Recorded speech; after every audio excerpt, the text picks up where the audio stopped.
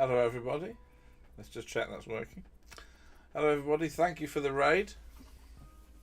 Thank you to Foxy Harley, who has just been playing the still excellent Silent Hill 2, which I believe Foxy is enjoying, which is good because I said it is one of the best 3 games ever, so you know, I kind of tempted fate. Anyway, so we've had it's all gone mad. Hey Ditch, thanks for the resub for 6 months. Foxy, thanks for the resub for 6 months. That's very kind of you. Steve, thank you for the resub again, 6 months. Hype Train level 2. And Thelonious has kicked off her 3rd month of her gift subscription. Thank you very much.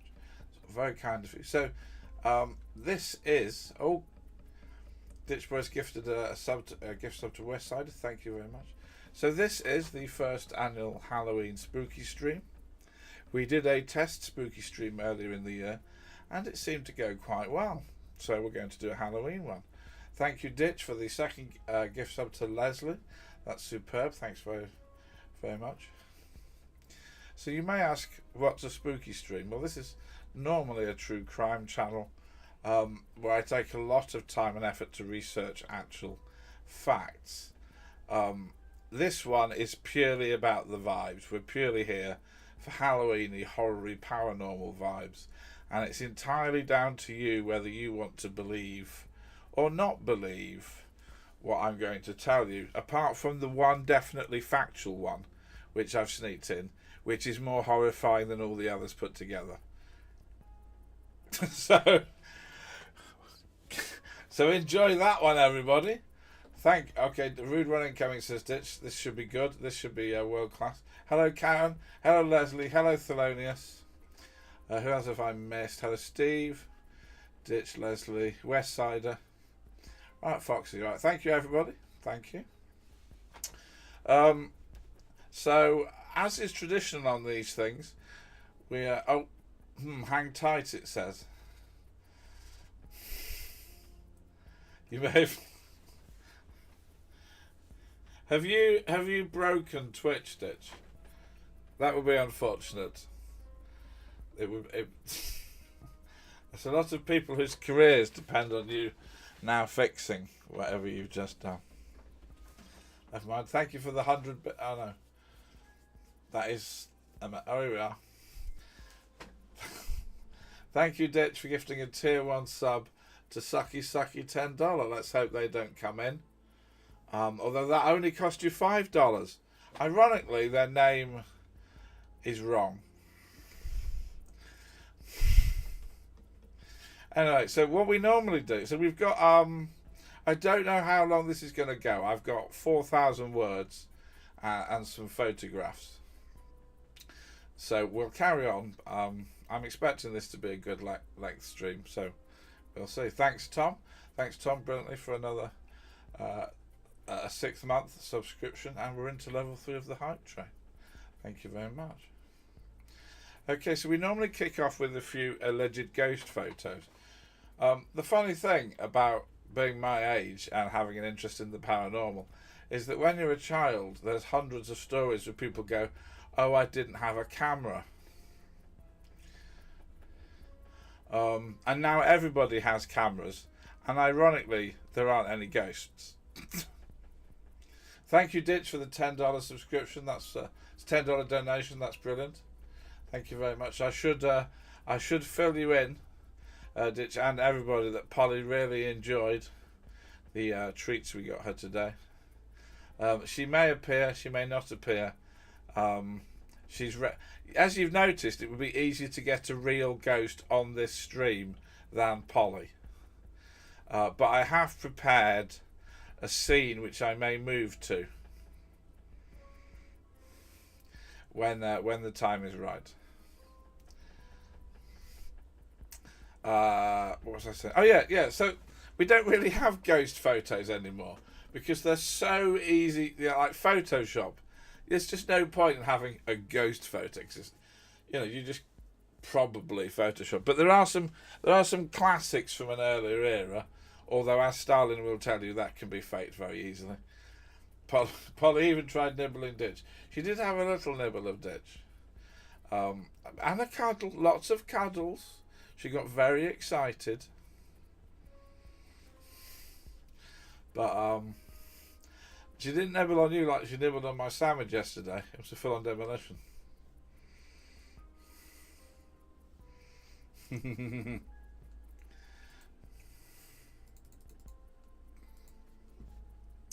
So, shall we have a look? Should we start things? Actually, this is terrifying. Steve says, if cats were bigger than us, they would kill us and eat us. Yeah. Yeah. And I think I missed that episode of Doctor Who. It says you need to pick her up every time she grabs your food. She'd soon stop. Yeah, that probably... The problem is that I don't do that and I do let her finish. That's probably bad, isn't it? Yeah. She's the boss. She's forgotten about the trips to the vet. Yes, she's forgotten all about the vet. She very much likes Ditch. All is forgiven. Presumably feeling well helped. Like maybe she does associate that. Okay, so we've got 5... yes, Steve, they've got one better. They've made us their slaves. Yes, it's like the Matrix. The cats are the computers, and we are all just doing what they want. It says, yes, you are friends with Polly. She's happy to sleep next to you. Yes. Right, so we're going to go with... so this photo is sort of known as the ghost pilot, which kind of gives away what's happening here. Oh, so this is a scene I have that we will bring on when things seem a bit ridiculous. I love that expression. That's how we're in trouble. I did actually, yes. So this photo was taken in 1987 at a British Airfield Museum. That is Mrs. Sawyer, who wanted herself a picture of herself in the cockpit. When it was developed, it turned out there was a major problem with this photograph, because when it was taken, there was not a man in the cockpit, but there does appear to be a man in the cockpit. This has been put down to a ghost. Interesting. Thank you for the hype train. That's now finished. Do collect all your level 2 remotes. I expect you've already all got them. So that's... Thelona says she looks like one of her kitties, yes. So this is kind of a gentle ghost photo. This was one of the photos from the book Photographs of the Unknown. Yeah. This is... the ones I'm going to show today are mostly all classics of the genre, because you can't really rely on anything after about, I don't know, 2000, 2010. Now you can just get an app on your phone and create ghost photos, which is a shame, because there were some really macabre classics, which is my way of linking to the next photograph. This is a subtle one. They had no idea there was a man in the photograph.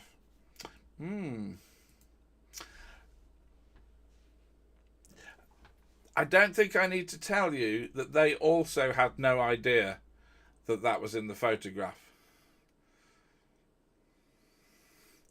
So this was taken in the 1950s, a multi-generational family photo. That when they developed it, yes. Ditch says the greatest trick ghosts ever pulled was convincing us they didn't exist. Ah, yes. Yes. So yeah, that's not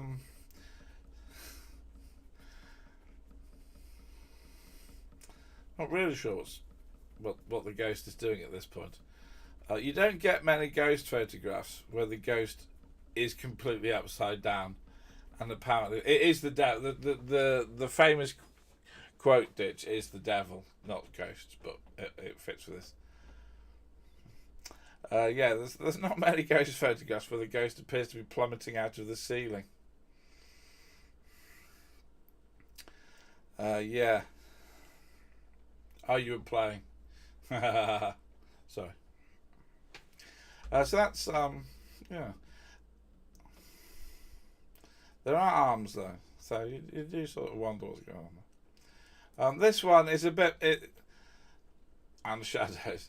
Now, if I was the man dressed like an idiot in this photograph, I would not be too pleased that it's gone down in legendary history.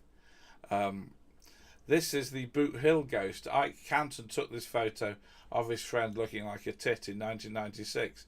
All eyes were on the moustache. Only later did they look at the photo, stop laughing, and see a guy with a knife and a black hat in the bushes. This might not be a ghost photograph. It might just be a lunatic, which is worse. Yes, he did take November very seriously. He did.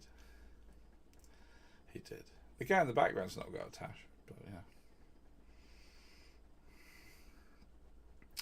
Yeah, if you're going to get Mocktober, Movember, Me-semper, says fuck.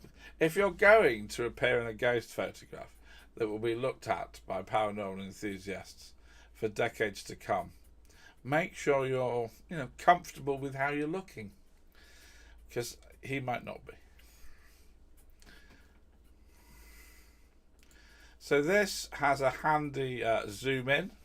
So this photograph was taken in 1919 by Sir Victor Goddard of his squadron.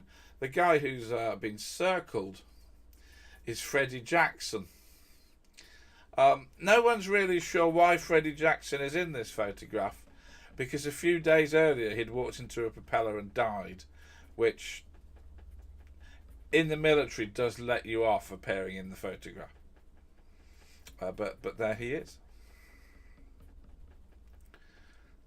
I'm glad Karen's enjoying it.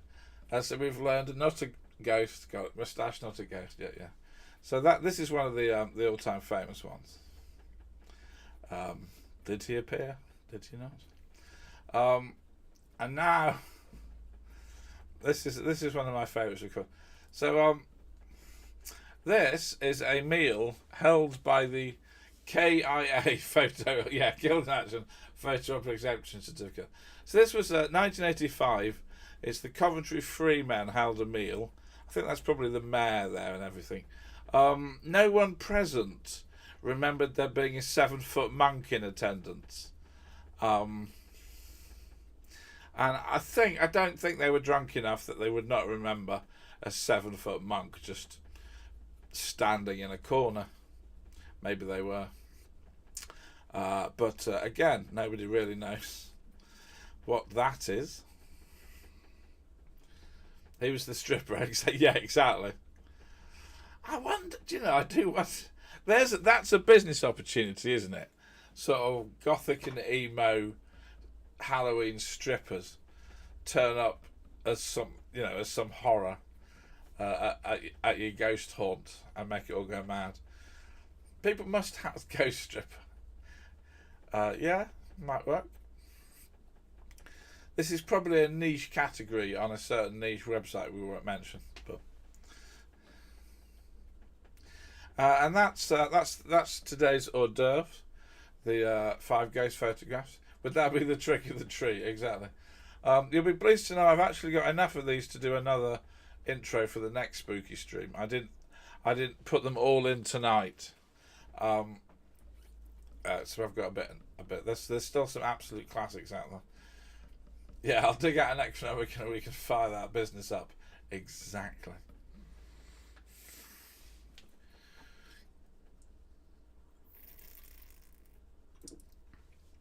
Right, let's get into some spooky incidents. So Netflix are currently showing a Spanish horror film called Veronica. It's a cool film, very mild, just good vibe, just a good macabre vibe. But the really interesting thing is it's based very loosely on a true story. And when I say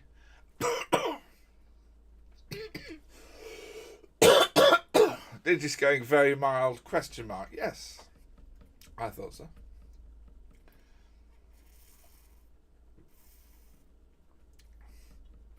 Mace would not. Okay, so I do need to put on a content warning. You may not agree with me that Veronica is a very mild horror film. Watch at your own leisure.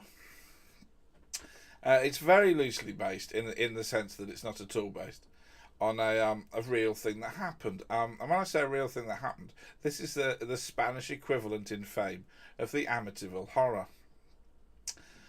Because the incident is the first ever in Spanish history to have paranormal events described in the official reports of police officers. Would recommend it as a watch, but it's not a family film. The Addams family would watch it. So let me tell you a little bit about Estefania Lazaro, and we have a photo. This is Estefania Lazaro. So, it was Spain. It was 1990. Lazaro was 18 years old. She still attended school and lived with her family. Unfortunately, she appeared to become ill. She would have convulsions, go into rages, make strange noises, and hallucinate. Obligatory teenagers, far worse than being a teenager joke here, you know. Bit of an easy one. The condition grew worse, and trips to doctors couldn't find a cause or a solution, and in August 1991, she went into a Madrid hospital for tests. They couldn't find any cause or any cure either. All Estefania could say was she saw a shadow pursuing her, which the doctors didn't really take much notice of. After 3 weeks in hospital of declining health and escalating illness, sadly she passed away. Even then, it was unclear why she died. Medics signed it off as a heart attack. Hello, Sydney. Nice of you to come in. Yes, when the stream returns, it will be about now regularly going forward. We won't be doing midweek ones anymore. We will relocate to around this time. So we shall see what happens tonight. This was not, in the minds of the Lazaro family, the end of their daughter. They began to hear a voice whispering, "Mama, Mama," which didn't belong to the family and came from their daughter's rooms, which was empty. Oh, yes, sorry. Yes. So I've got a new job, which means new hours, which means I am busy in the weekdays and would rather do this at the weekends, which I think is sort of reasonable. So we shall return, but it will be at the weekend. I mean, if to my mind, my audience, the people that kindly like yourselves come in and watch, come in at an established time, you know, sort of 11, 12, there would be very little point to me starting to then go 6 p.m. start, because, you know, none of you can make it, and I think that would be a really negative thing to do. So we're going to do it at the weekend. Yes, when I say new job, it's going really well. It's a big improvement. No offense to previous employers, and it's all going great. But it does necessitate some different hours and a different stream night. So the family were hearing voices, okay, and then unfortunately the contents of her room kept being thrown around by some sort of unknown force. They would tidy it. It would be thrown around again. Then the voice "Mama" turned into disappointed laughter. Sorry, disembodied laughter. Well, yes, I mean, you know, both words work equally fine. Then they started hearing scrapings on the walls, wailing and banging. The family began to feel this was their daughter, but she didn't seem very happy. Steve's just sent through a brilliant message. The devil's work time, 6 p.m. What I've noticed is if you're doing a TV show, sort of a horror paranormal TV show, the quickest way to show that everything's about to get creepy and goes to hell is have someone look at a clock and it says 666. which is A, impossible, and B, quite an easy way to signify that you're passing through into a different world. In fact, that's one of the when I was learning how to write horror, one of the things I saw a discussion of was you've got to give people a doorway into the other world. You want to start with a world they recognise, and you want to do something subtle, gentle, unusual that leads them in. You don't just whack them over the head with Cthulhu, you know. And I think the example they used was you're driving along, you get to a toll road, you put your change in, and you're given a coin back, and the coin is like nothing you've ever seen and has these weird, almost occult symbols on, and that is a gentle transition, and from then you can escalate into another world. But people need this moment of transition. That's just what I was. That's what I heard. If anyone wants to write horror stories, that is apparently part of the theory. Bit of a sidetrack, but you know, don't just throw this stuff together. So the family had been wondering what had happened to their daughter, obviously, and had never had any answers. And then they had a look through her room, and they noticed she'd been reading books about the paranormal, which began to. And then the ghost. They began to think this was their daughter, but why was she unhappy? And then, a bit late, very late, someone from her school came to visit them. Now, several accounts of this story say a teacher from the school came to visit them. This is true, but it is missing the full vibes effect that it was a school full of nuns. So a nun came to visit them and said she'd caught Estefania and her friends behind the school using a Ouija board. One of the girls' boyfriends had died in a motorbike crash, and Estefania thought they could use the Ouija board to talk to him. The nun smashed up the board and gave the girls a telling off. In some accounts, that's it. In other accounts of this, the girls said the planchette had shattered as they were using it, and smoke had gone into Estefania. Either way, shortly after this, Estefania had started to decline.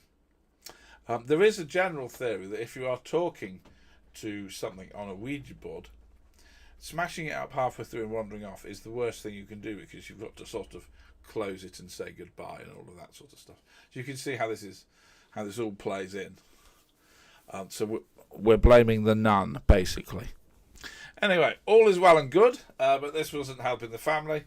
They reached the point where they had to push sofas in front of doors to stop them banging in the night. It did no good. The sofas were smashed out of the way.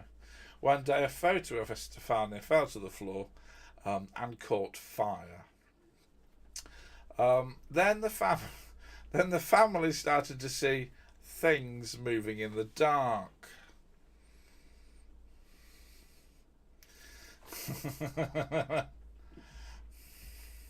So I actually got a quote from Estefania's sister.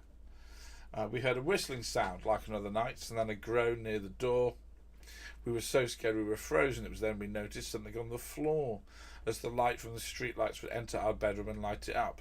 It was the shape of a man crawling, dragging itself along the floor. He had a black head, no eyes, no mouth, nothing. It was crawling towards us, and we started to scream.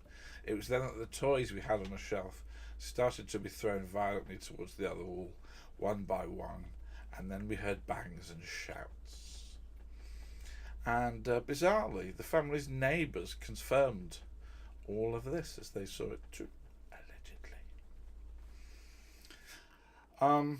A climax was reached in 1992. Estefania's mother was asleep, but woke up to feeling something sitting on her that then began to grab her arms and feet, except there was nothing visible. It was at this point that they rang the police. Might have rung an exorcist or something, but they rang the police.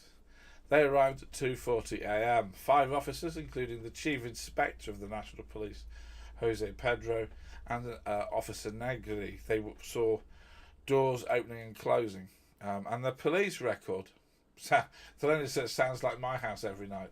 With your 200 rabbits, I'm surprised it's not noticeably worse. So the police saw things and they wrote what they saw in their account and submitted it as an official record, which is the unusual thing here. So far, the fact we have a family who are claiming things that most people might say they were making up, but other police submitted the following account. Yeah. Steve says, Officer Pedro, head of the Mexican Cartel Party Committee. We sat with the family. You could hear and see how a perfectly shut cupboard door would open and shut. We checked the door. It was perfect.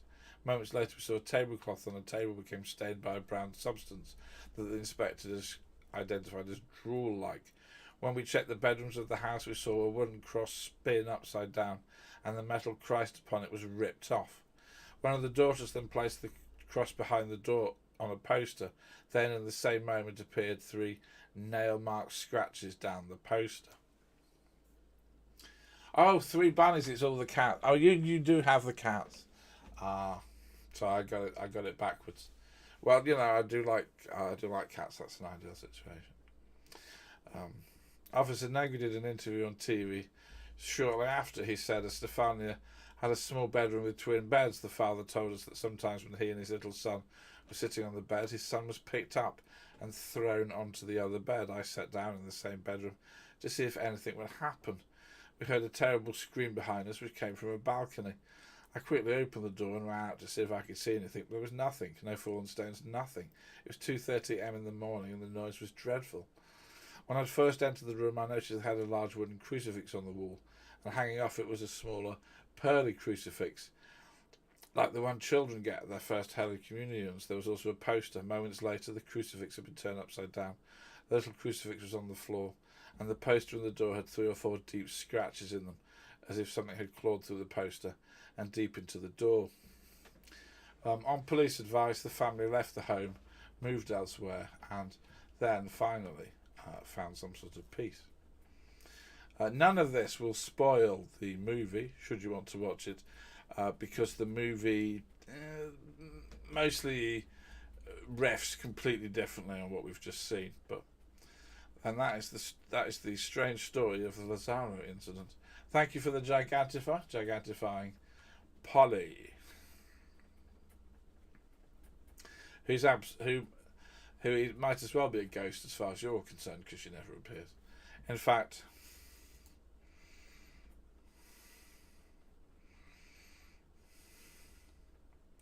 right, we'll leave that on as we get to the next part of the story.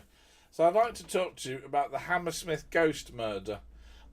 This isn't a paranormal story. This is a genuine true crime case, but it does involve ghosts and murder, so I figured we might as well do it tonight. So it was 1803, November, and the locals of Hammersmith in London became troubled by a ghost. An apparition was seen, tall and dressed in all white, sometimes with horns and other times with an eyeglass. But this ghost didn't just haunt, he began to attack. An old woman was grabbed by it near Hammersmith Church, as was a pregnant woman. Their sudden deaths were attributed to fright. Sadly, Ditch, there are no medical students in. I should have done a medical student section. Remind me next time. A brewer's servant, Thomas Groom, was walking in the churchyard at night when the ghost appeared, and they all scuffled. Panic set in. The locals emerged a theory in 1802. A man who'd committed suicide and cut his throat had been buried there, and it was believed he was not at peace. There were no police around at this time, so some of the locals decided they weren't putting up with this nonsense and formed armed groups to go ghost hunting. And this became a bit of an issue. On the night of January 3rd, 1804, an excise officer called Francis Smith was out with his shotgun hunting for the ghost. Just after 11 p.m, Smith was surprised by a white figure, so he shot it. He shot it dead. Having done this, he realised it wasn't the ghost or a ghost. It was Thomas Millward, a plasterer wearing the white linen and white apron which marked out plasterers. He had simply shot dead a plasterer who was walking home. A crowd soon gathered, but Millward could not be saved. No medical students, no... I have no idea what that is, to be honest, Thelonious. I'm just going to go with peanut. No medical students, no peanuts. Anyway. Millward had just been walking home from seeing his family, who had actually told him, should you go walking around in a white outfit, somebody might think you're a ghost. So Smith was placed on trial for murder. And the case... Oh, male appendage. Oh, I see. Okay, fair enough. Smith was put on trial, and the case was all about, do you have the right to shoot someone you believed was a threat, even when they weren't a threat, and they weren't even the thing you thought was threatening? Witnesses claimed Smith had said, "Damn you, who are you and what do you want? I'll shoot you if you don't speak." But those same witnesses said he then shot immediately before any opportunity to reply had happened. The jury wanted to convict him for manslaughter, but the judge coerced them and would only accept innocent or guilty of murder. The judge said he hadn't shot Smith in self-defence or by accident. He just shot out to shoot anything white. And that even if he had shot a man pretending to be a ghost, he'd still be guilty of murder, because scaring people was simply punished by a fine. So Smith was sentenced to be hung and then dissected. But the king commuted this to 1 year's hard labour. Now at this point you may be wondering, what became of the Hammersmith ghost? Well, a rather nervous man came forward to say it was him. It was an old shoemaker called John Graham. His apprentices had been scaring his children with ghost stories, so Graham thought the best thing to do would be to scare them by dressing up with a white sheet and pretending to be a ghost. There is no evidence he had any form of punishment for this, but he had somewhat inadvertently led to someone being murdered.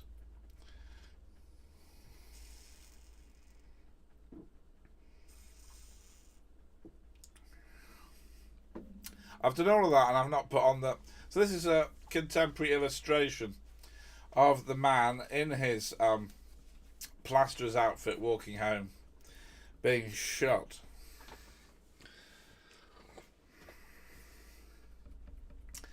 As you can see, he is carrying his plastering stuff behind him.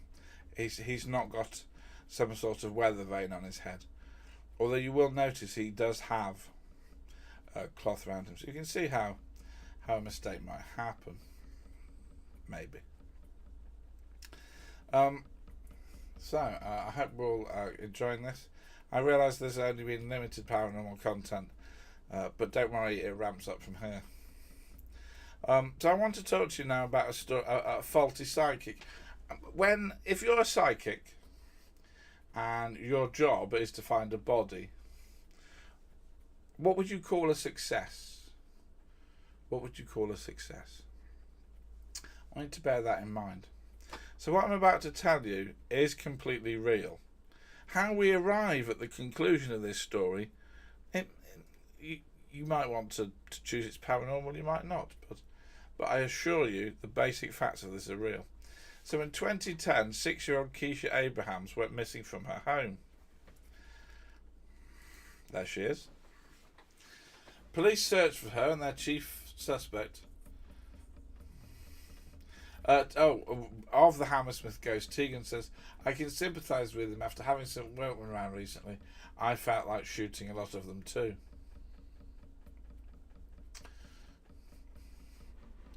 I mean, we've all been there.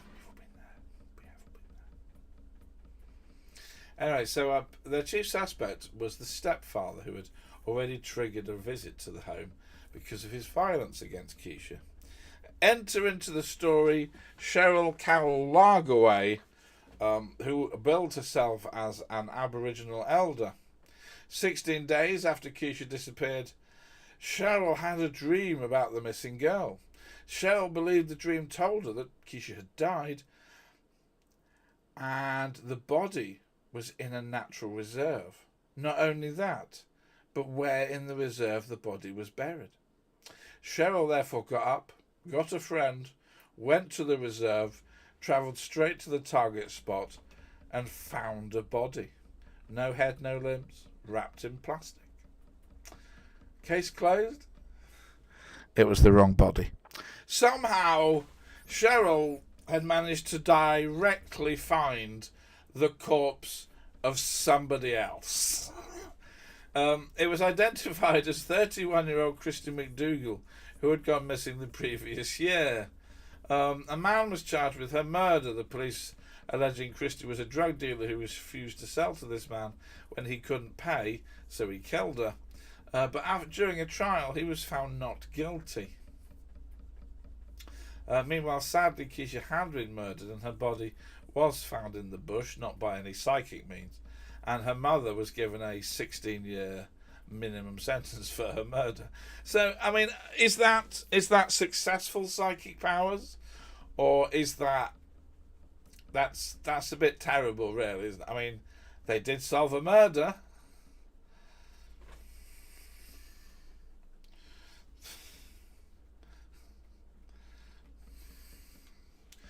And now we enter a section.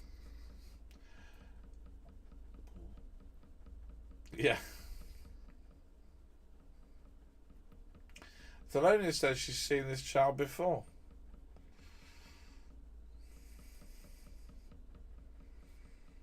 Okay. It was probably on the news a lot. I mean, that does sound rather incriminating, Thelonious, if I'm being honest. Would you like to do an exclusive interview about anything? Anyway, we've got a section here now about people who solved their own murders. Okay.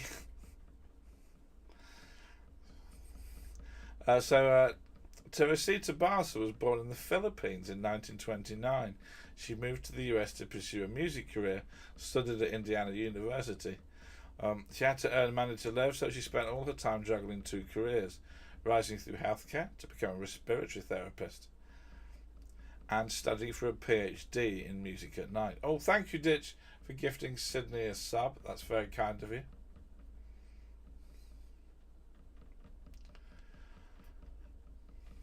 On February 1st, 1977, the fire service was called to Bass's apartment building. They discovered someone had set a room ablaze, and with that, they discovered her naked corpse, the knife which killed her still sticking out of her chest. Police couldn't find many clues. They first pondered if it was a burglary gone awry, and then they found several references to a mysterious male friend called A.S., but the leads failed and the case went dead. It was destined to forevermore be unsolved. And Bassa decided she was going to have to do all this herself. She had a friend, Mrs. Chua, the wife of a surgeon. She started seeing Bassa in her dreams. The husband put this down to grief. After 6 months of dreams, Bassa took this to the next level. She possessed Mrs. Chua. The latter was asleep when her husband heard a strange noise, went to check on her, and discovered his wife saying, "Doctor, I need your help. The man who murdered me is still at large." "Who are you?" he asked. "I am Teresita Barca," he replied. She told the doctor she had been killed by Alan Showery. I can't make that sound less weird. I don't know what the Showery family history entails that would get you that name. Maybe they were very clean. Anyway, when the ghost went and Mrs. Chua awoke, she couldn't remember any of this happening, and the couple decided to write it off as a weird dreaming incident. So Bassa had to do it again. "Doctor," Mrs. Chua's spooky voice said, "why have you not gone to the police? I told you who my killer is," which is a fair question. if you've gone to the trouble of possessing somebody. The doctor says he's got no evidence or no idea who Alan Showery is. Presumably after a very long spiritual sigh, Basser said he took all her jewellery and gave it to his girlfriend. This time the doctor went to the police, mostly because he was now being harassed by a ghost. The cops weren't too interested, but as they had literally no other idea, they gave it a shot. It was a simple matter to look Alan Showery up on the computer, discover that A, he was real, and B, he'd previously been done for robbery and sexual assault. He worked in the same hospital as Basser, so they questioned him and he gave an alibi.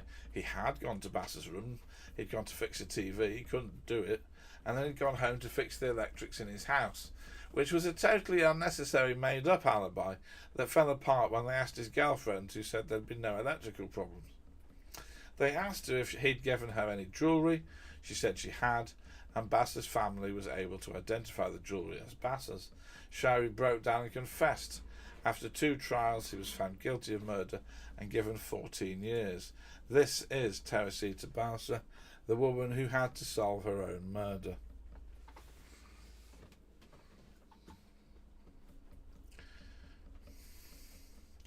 We'll pause there for a bit of reflection. How is this going as you'd hoped? I don't know. This isn't, apart from one thing, a hugely bloodthirsty, gory thing. We're just doing paranormal, really, rather than grand guignol horror. But that is quite spooky. Cool. Well, don't worry, we've got another woman who had to solve her own murder. I'd like to introduce you to the fantastically named Elva Zona Hester Shue, known to everybody as Zona. Yep, she had a hipster modern name in the late 1890s. She was born in the late 1800s. She lived in Greenbrier County, West Virginia. In October 1896, she made the terrible decision of falling in love with a blacksmith and immediately married him. Unfortunately, in January 1897, she died and was buried. Her death certificate listed childbirth. Now, if you're good at maths, you'll know something odd is going on at this point. And the locals gossip that childbirth had nothing to do with it. Nonetheless, there were no leads and her death was put in the past. She drank fermented milk and hated all music other than the Fratellis. Yes, exactly. I mean, she's dressed... I did say hipster, but she's dressed pretty goth there, really. Oh, actually, that is totally Black Parade, isn't it? That's totally My Chemical Romance, that outfit. Anyway, nothing happened until one night Zona's mother woke with a start and found Zona standing over her. Zona said she'd been murdered by her husband. Zona, her mother, when she had recovered, went straight to the local prosecutor and asked him to look into the details of her death. It took nearly half a day to persuade the prosecutor to do something, and he rang up the doctor and said, "You had done a full examination of her body, hadn't you?" He hadn't. So they dug the body up and discovered that rather than dying of childbirth, this childbirth appeared to have broken her neck, crushed her windpipe, and left finger marks round her throat. She'd been throttled to death. The blacksmith, Zona's husband, Erasmus Shue, was arrested. It was at this point they discovered he'd been married twice before. His first wife had fled, claiming he was vicious, and the second had died mysteriously. At the trial, Shue's defence tried to make out that Zona's mother and the ghost was just insanity, but the jury found him guilty of murder and he was given life, and he died in prison during an outbreak of disease.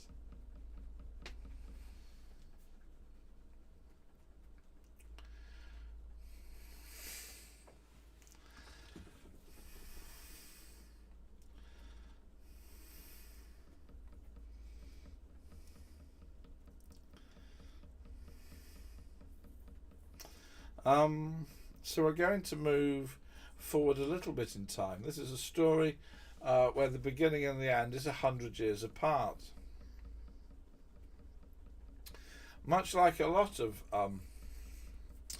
much like pretty much everything in this, there's a lot of things that definitely did happen, but it's the causes that you may want to consider, whether they're paranormal or just very, very, very weird. So I'd like to talk to you about something that is actually known as the Axe Murder House. Yep, they actually... There it is, the Axe Murder. They're not subtle. They're not subtle. As you'll find out in a minute, you can actually stay in... Right, somebody thought, I know what, a load of people died in this house. We'll sell it and then do it up as a guest house and people will pay to stay in it. That's brilliant. There's enough total weirdos to fund essentially the worst place on Airbnb possible. I'm getting sued now, aren't I? Okay, sorry. It looks lovely. I'm sure it's fine. I'm sure if you want to stay in a house that's only notable because there's been a massacre, you are in no way weird. Right, so speaking of the massacre, Tom says, "Book me a room." Well, actually, this something happens a bit later on that might make you reconsider that. So the Villisca axe murders happened in Ira in 1912, and they definitely did happen. This is real. The 6 members of the Moore family lived in this house. Parents Josiah and Sarah, and 4 children. They were well off and well liked. On the 9th of June, 2 of the children's friends were staying over. Unfortunately, the next morning, none of the 8 appeared. The neighbour checked and discovered the door was still locked. She told Josiah's brother, who used his key, went in and found all 8 of them had been murdered with an axe that was now lying on the floor. There were cigarette butts in the attic, and police concluded the killer had gained entry during the day and waited in the attic for their moment, emerging when they were all asleep. Because I love a running theme, and this is the running theme. All had died in their sleep except for Lena, who was one of the guests and who had fought back. For reasons nobody has ever been able to explain, a 4-pound chunk of bacon had been taken from the icebox and laid next to the axe. Over time there were many suspects, but the main one was Reverend George Kelly. He was fascinated by the case but deeply mentally ill, claiming to have done it. He stood trial twice, but was found not guilty. The jury believed he was just bonkers. In the end, the case was unsolved. These days they'd pull the house down. They did not.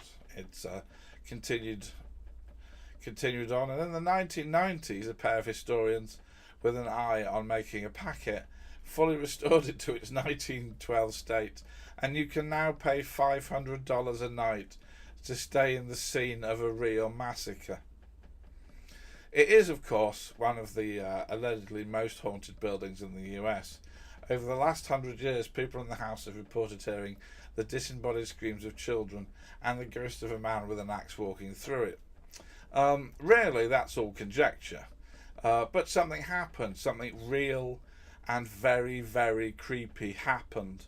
In November 2014, a group was taking advantage of the ability to sleep in the house, and they were there on a fun ghost hunt.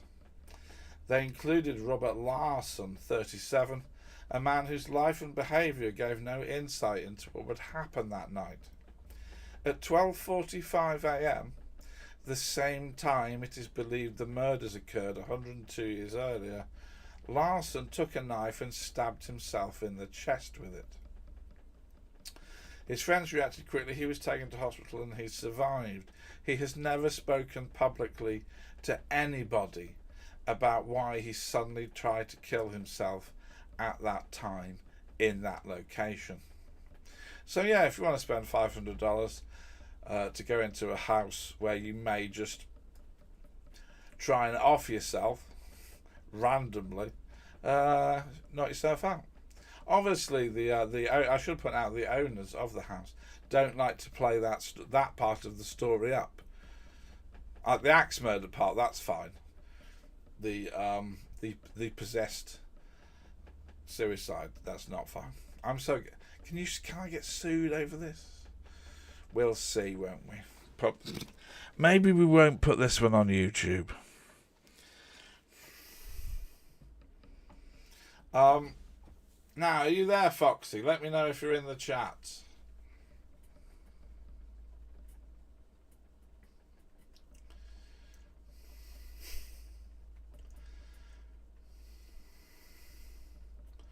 Yeah, Tegan says, disclaimer, residents kill themselves at their own risk.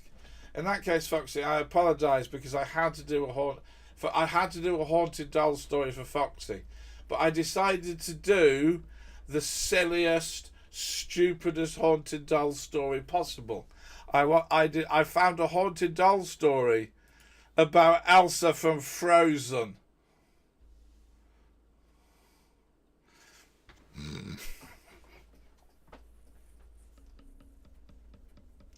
Yes. So most haunted dolls have the decency to look creepy, porcelain creations with unnatural faces, like an alien badly mimicking a child. But normal dolls can be haunted too. Mate, let it go. Yeah, exactly. On Christmas Day 2013, a young girl in Houston, name withheld due to privacy issues, received this Frozen toy doll. It's not a special doll. It's not a weird doll. It's one of probably millions. You press a button and it says famous phrases and sings "Let It Go." Unbelievably, the family weren't sick of it by Boxing Day, and the doll became a much loved and much used part of this girl's life. Until 2 years later, when the doll, which had only ever said things in English, started saying things in Spanish. They hadn't changed the batteries. It just decided to randomly flip between English and Spanish. And then it started speaking without you even pressing the button. Now, this is, without the tabloid hysteria, not weird or paranormal. The chip probably has all the languages on. It was probably just malfunctioning. Nonetheless, the family were unsettled, and the mother threw it in the rubbish, and the doll was taken away. Problem solved. Until a few weeks later, when the family came to find it sat in their living room. And now it only spoke Spanish. Unhappy and accusing their children of a cruel prank, the parents double-bagged the doll and personally supervised the bin men carrying it away. You can guess what happens next. Yeah, the doll turns up again. Foxy says, house up for sale, moving out. Now absolutely horrified. I've written here, the family decided on stronger action. Well, my idea of stronger action would be to immolate it in some sort of Viking funeral service. All they did was post it to a trucker they knew in Minnesota, who zip-tied it onto the front of his truck, where it stayed. It is still on the truck as he drives around. It has not mysteriously returned home. Chat just seemed to agree that killing it with fire would have been the best option at this point.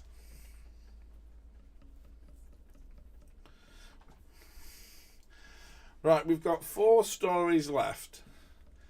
Do you want me to save the worst one till last? Because in my notes I've put it in now, but I think I'm going to save it till last.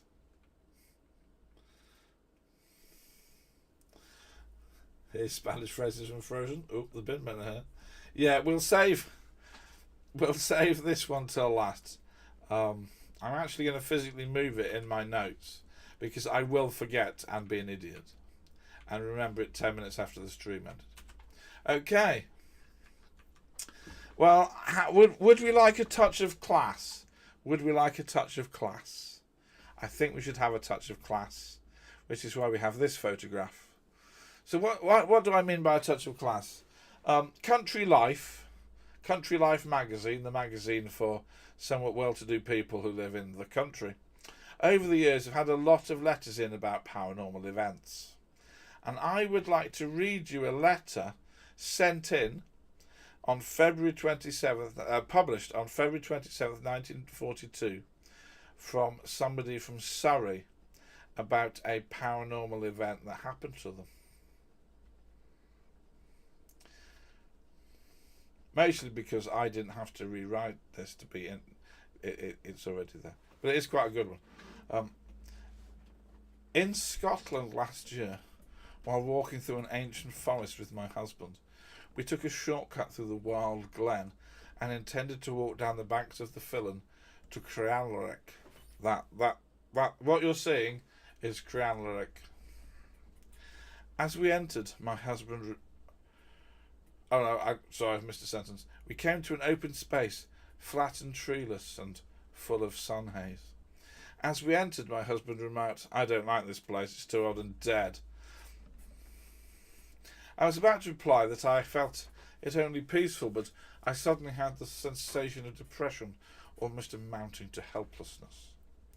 What I saw was more of a feeling, as if all about me was snow, under a leaden sky, and behind me there were people, and their eyes were without hope. My husband saw that I was oddly frightened, and so we left for Crealrick. We told them at the hotel that we'd felt spooky at one place in the forest. The late Mr. Alistair Stewart said, "Oh yes, that would be where a whole village was lost in the snow and they all starved to death. That'll do it. We are both Celtic, but neither of us is in the least psychic. One thing I do know is that even if I was chased by Hitler and his grisly gang, I would not enter that forest again." I presume this is how all letters ended in the early 40s.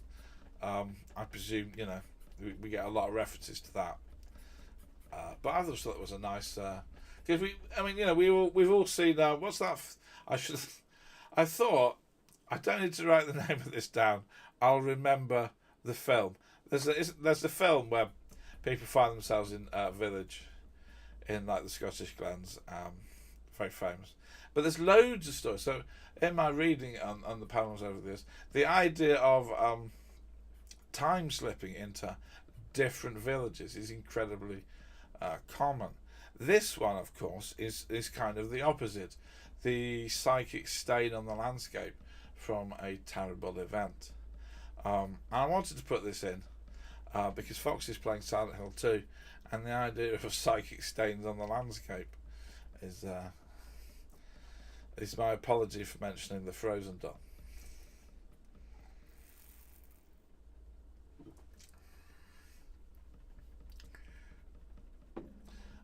So we've got two stories before we get on to the final one. Both of these stories are about haunted buildings. But it would be very easy for me, as somebody who grew up in Britain, to just do endless haunted British buildings. But we have a large American audience, so I found two haunted American buildings. And when I say that it would be easy for me, every mansion in Britain has a ghost story, like all of them.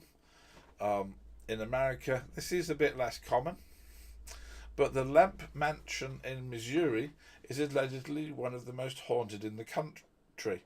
Not due to murders, due to something else. So the modern Lemp Mansion trades on its past, running ghost hunts, murder mystery night, and for that special couple weddings. I should have got a sponsorship from some sort of travel company, because this is the second place you can rent out, despite the fact awful things have happened in it. If you're a couple of goths and you want to get married, this is the place.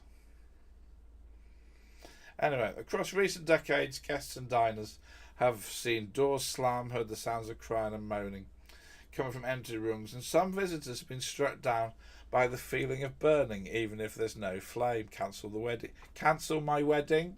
We're not. No. Okay.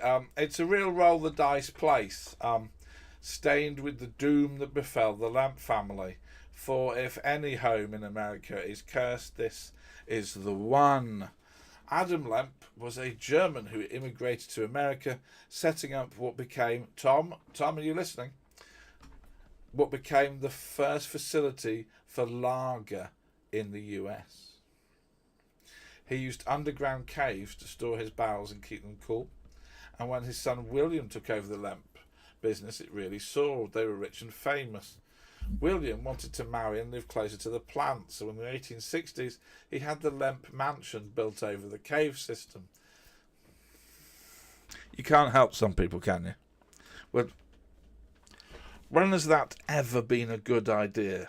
Not even Saddam Hussein building it over a cave system was a good idea.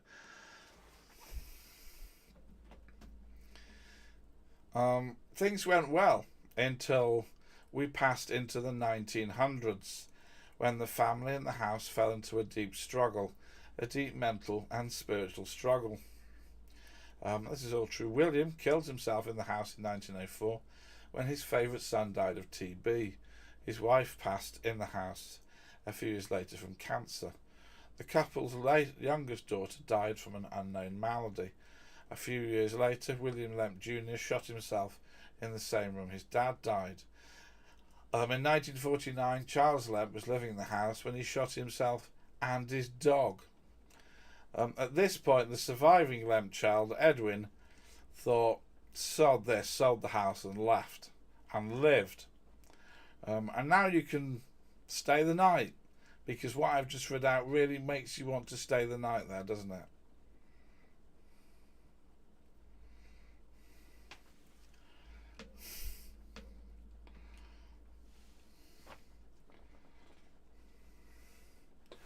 And of course, being an idiot, this is the Lemp Mansion. You too can shoot yourself in it, I guess. It's pretty much the vibe. Sign me up. Right, we're all going. When I win the lottery, we'll just rent it for the weekend. We'd love to read the reviews. Oh, Tegan, I should have got the reviews on the Axe Murder House or this. Right, this is on me. I have completely erred in my role as a content creator and storyteller. I did not think of getting the review. Oh God. Hang on. Let me let's see if we can go rogue.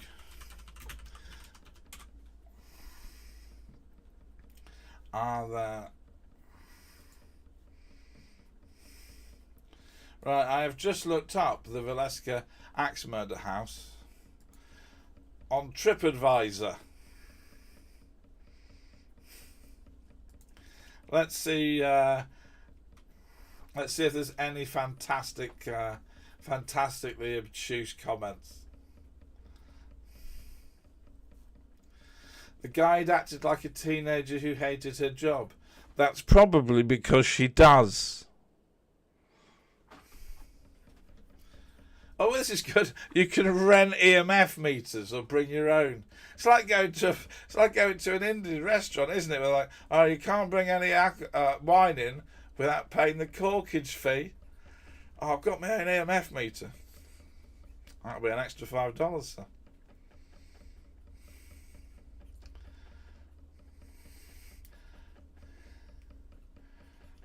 This house was featured on BuzzFeed, so we thought we'd go.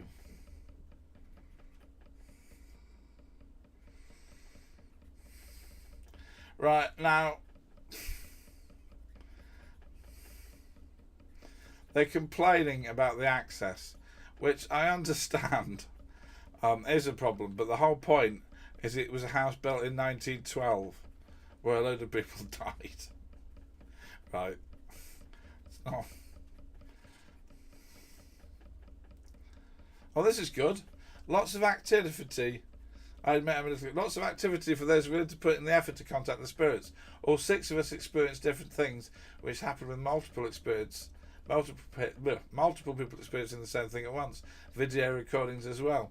Touch, voice, furniture, music, orbs. We got it all. No evil spirits, just the Moore family. Well, isn't right? So they're all still there. That's a cheerful thought. They're there, and people come to sit. Can you imagine it? Like you're haunting a house because you've been terribly murdered, and every day somebody comes to stay in your house because they want to experience where you got that would, and yeah, I would also be touching and throwing things at the guests. Yeah, Sydney says my next stream is live from the house. I don't think I can afford the house.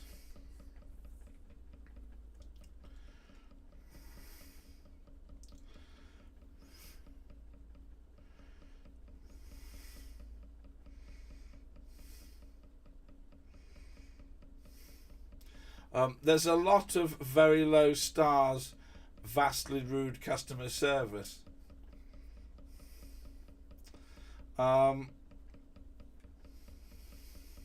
you're trying to rest in peace, and these idiots keep summoning you.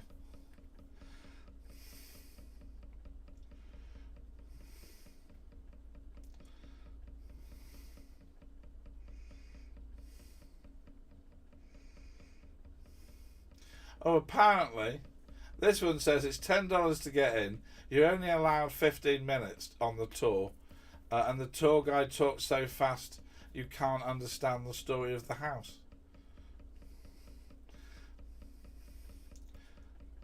But if you, hopefully, I did a better job, or you can leave a review on TripAdvisor.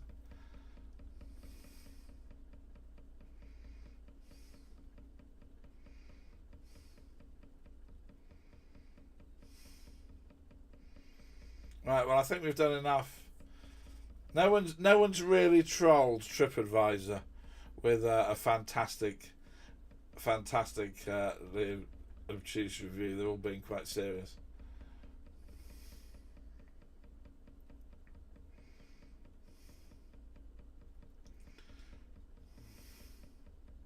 But what I have discovered is the customer service is legendarily awful.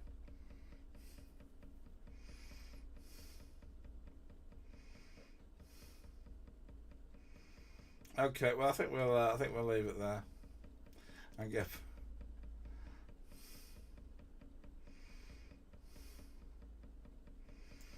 What I've also learnt from these reviews, if anybody here has a haunted house, if you want a load of people to come into your haunted house, get yourself on Ghost Adventures, because half the reviews mention it. That's the key to flogging tickets to your murder scene. Anyway, we'll do another one. 1000 Lombard Street. So Patricia Montadon started as an American it girl, rose through the fashion industry, and became a talk show host and in-demand socialite.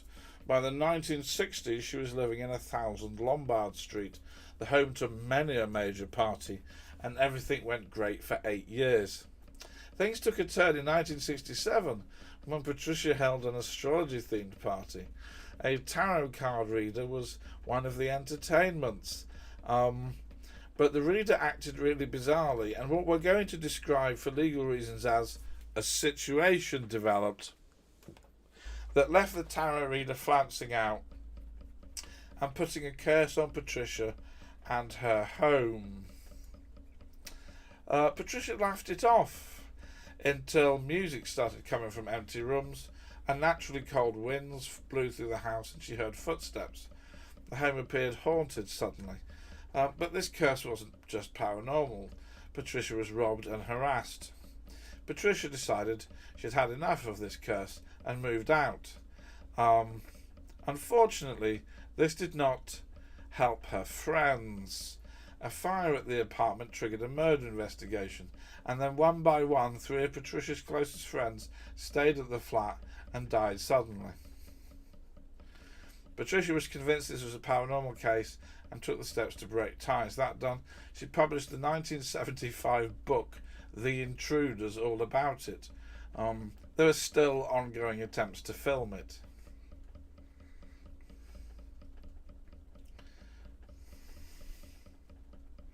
So the question I want, if somebody could knock up a poll for me, the question is, we've done 3, and we've done 2 houses where you can go and stay in a place where horrible things happen and it's haunted.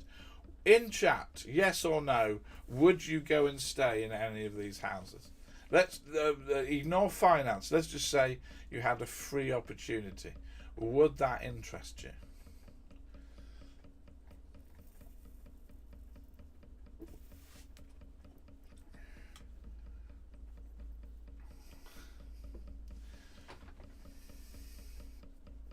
Foxy, yes. T-Gun, hell yeah. Steve, yes. Tom Hansen, yes. Excellent. This is excellent. This is what I wanted to hear.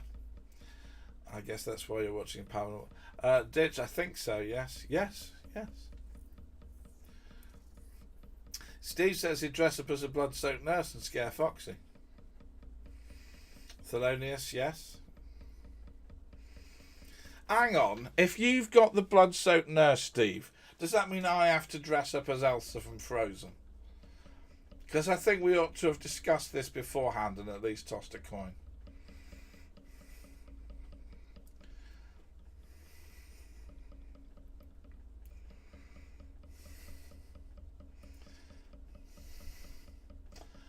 So this has only really taken 70 minutes, which I apologise for. Can we invite Adam? We certainly can. And I've got one more story left, although it is the best. By which I mean it's horrible.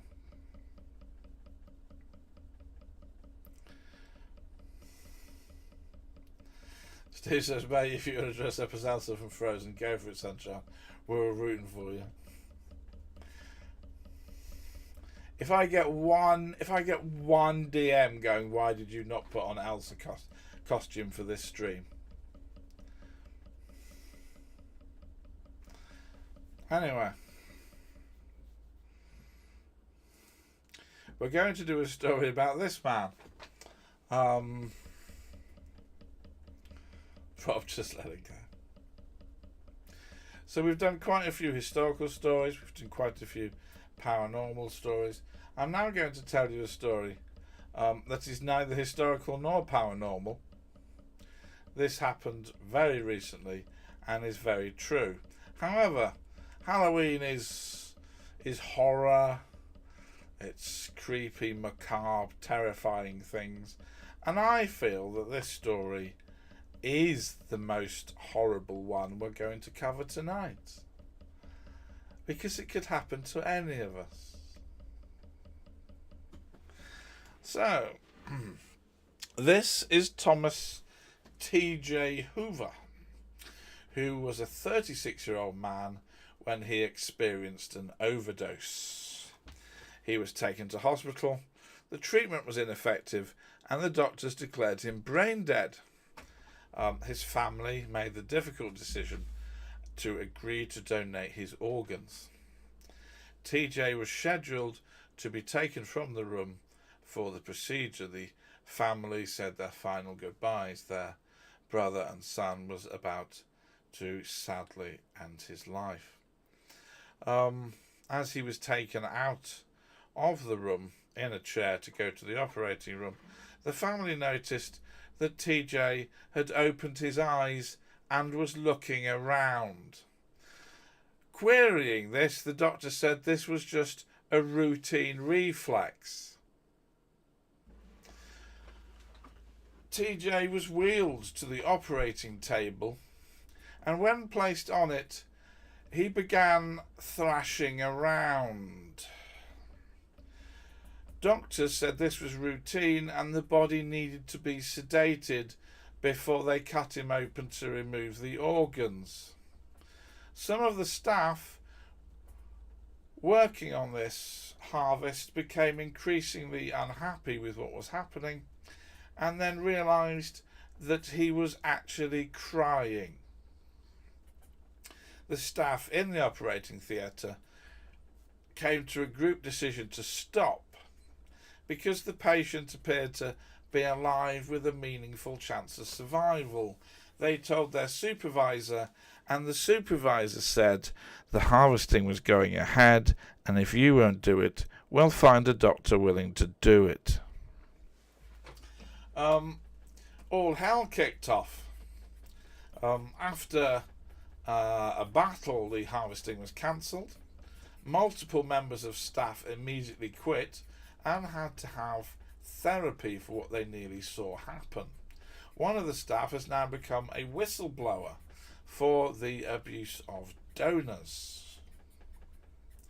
TJ was taken back for treatment. He did regain consciousness, and while he has trouble walking, talking and remembering, is living a good life, having been on the verge of sedated and chopped up by a few hospital staff that seemed to put timings, forms ahead of actually looking at what was happening to the patient.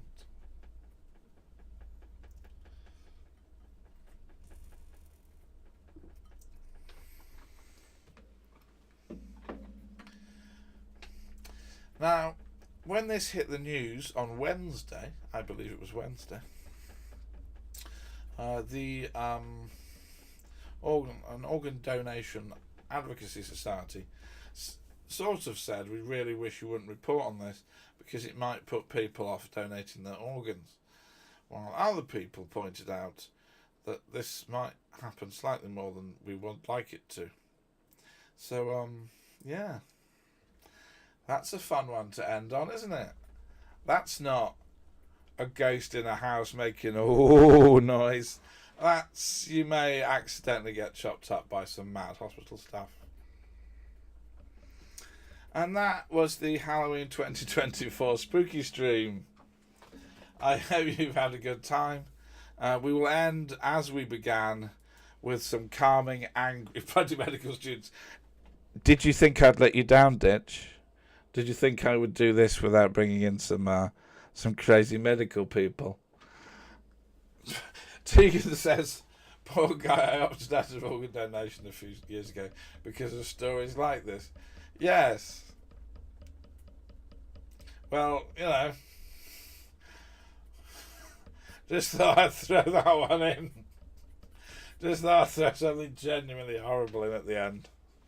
Alright, thank you everybody. I've really enjoyed this. This has been great. It's been too long since I've streamed, and I've really enjoyed the vibe, and thank you all for coming in here and supporting me.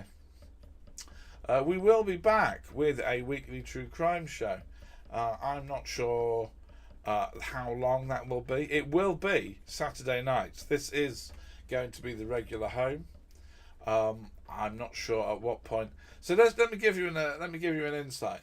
So to do my 90-minute true crime show, this requires about 15 hours work of researching and writing.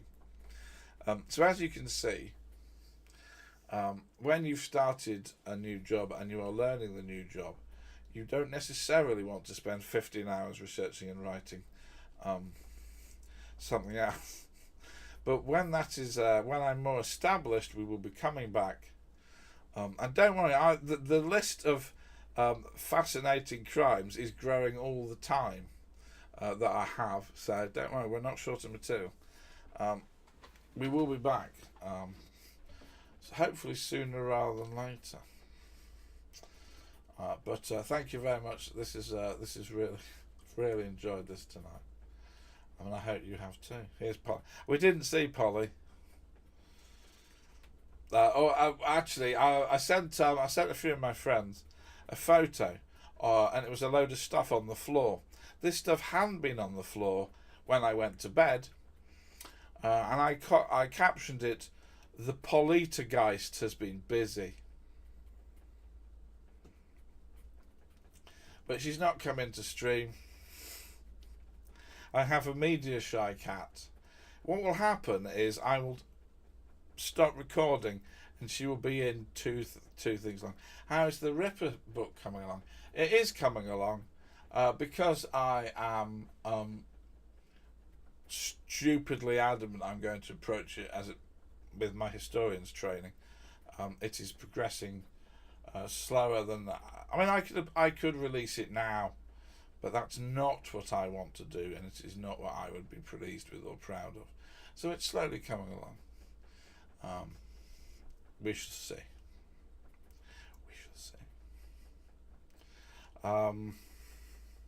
there has been some Jack the Ripper news. In fact, indulge me for 5 minutes. So a few years ago, a bloke put out a book, and he was adamant he'd solved the Jack the Ripper mystery, as a great deal of people are. He claimed he claimed that when one of the victims died, there was a shawl at the crime scene, which was taken by a policeman, passed down through the family, and which this man had been able to buy. This is highly questionable. He then claimed he had DNA tested the shawl and found evidence of both A, the victim, and B, a man who he believed to be the suspect. Now, I'm not going to give the names at this point, because there were many. There was like a fishing net full of holes in this story. Anyway, a couple of weeks ago, he published a new edition. He's even more adamant he has solved the mystery of Jack the Ripper via DNA. He's managed to get hold of descendants and relatives, and I feel if he'd stopped there, it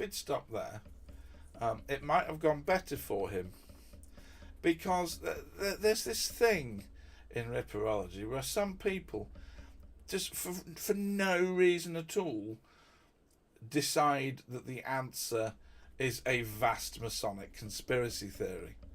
And he has gone, as far as I believe, vast Masonic conspiracy theory. He already had the DNA thing. He could have pursued the DNA thing, and then for some reason he appears to have gone blah, because that is an actual technical expression, and I don't know why. I will be reading this as part of my own research. I'm trying to read quite a lot. I mean, quite a lot as part of my research, even mad, rubbish, terrible things, because I think even they tell us something about the culture around it. But yeah, I was just reading the review going, why? That's just why. So obviously he's completely discredited himself as a lunatic, which is a shame.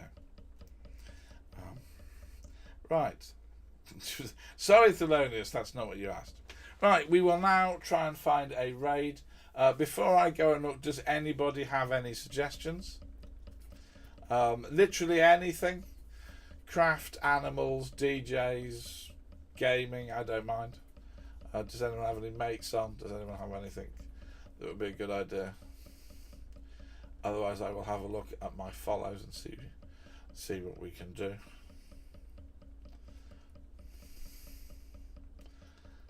Donald Trump is streaming. Well, the real one or the AI one?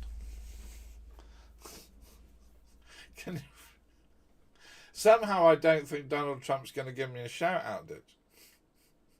That would be funny, wouldn't it? I wouldn't do that. I feel like I feel like politics will avoid. Is he playing a game? I presume it's a speech, because I remember that like a few years ago, AOC came on and played Among Us. Can you imagine Among Us? Let's raid Trump. All right, let's raid Trump. We are going to raid Trump. How do I find Trump? He must be on the banner on the homepage, right?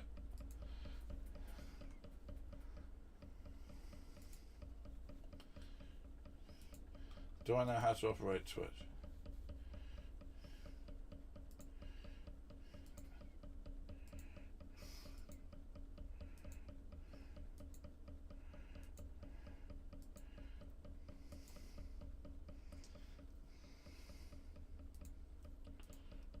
Oh, there we are. Thank you.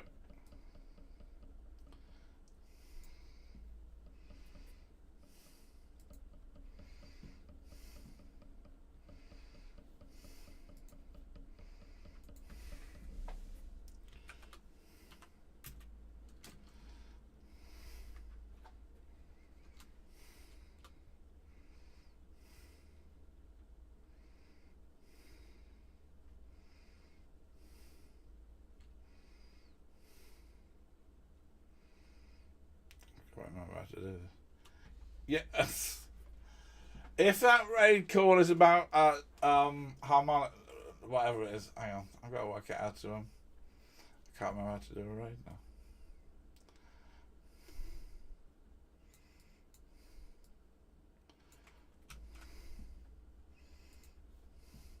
There's got to be a... So, right.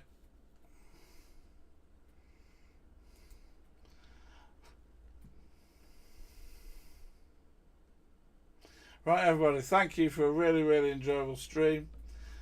We will now, purely for the lols, raid into Donald Trump. This is not a political statement. This is just for the fun of having raided Donald Trump. Oh my God. We will not be getting shout outs. You do not necessarily need to stick in a raid command. Right, thank you everybody. Let the absolute insanity commence.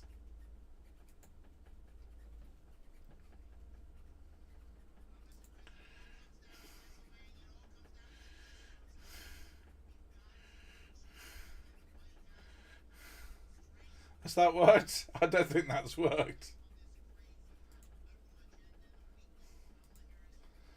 What have I done?